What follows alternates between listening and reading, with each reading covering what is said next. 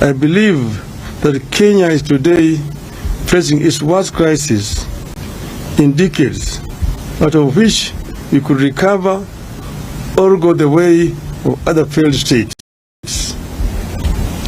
As leaders, it is our responsibility in Azimio.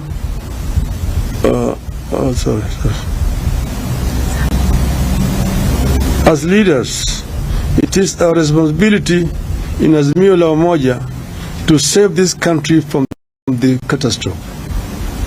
We as Azimio la Umoja have resolved the following. 1. We acknowledge Mr. Ruto's olive branch for a dialogue on key issues raised by Azimio la Umoja. To us, this is a positive development. 2. We agree that a balanced parliamentary process, co-chaired by both sides and backed by experts from outside, should proceed. In our view, this committee must be composed with immediate effect, with strict deadlines for resolving the crisis facing the country. 4. In accepting the call for the dialogue, we ask that all arrests and prosecutions related to our demonstrations be stopped with immediate effect.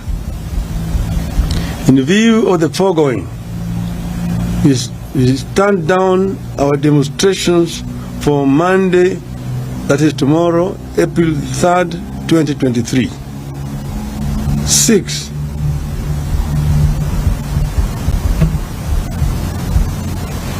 But in doing so, we want to emphasize that the right to assemble, to demonstrate, petition, and to speak are ironclad as provided for in our Constitution.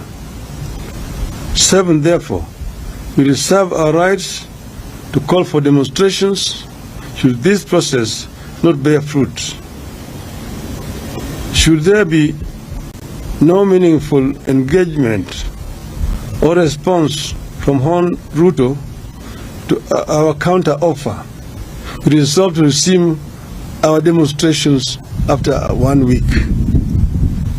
We have said several times that demonstrations, picketing, processions, petitions are enshrined in our Constitution, and therefore they are not criminal. We have also said that we as Azimio have never organized criminals to vandalize businesses of distractors. Have all the times tried to show these demonstrations as being violent and aimed at destroying businesses of other people. We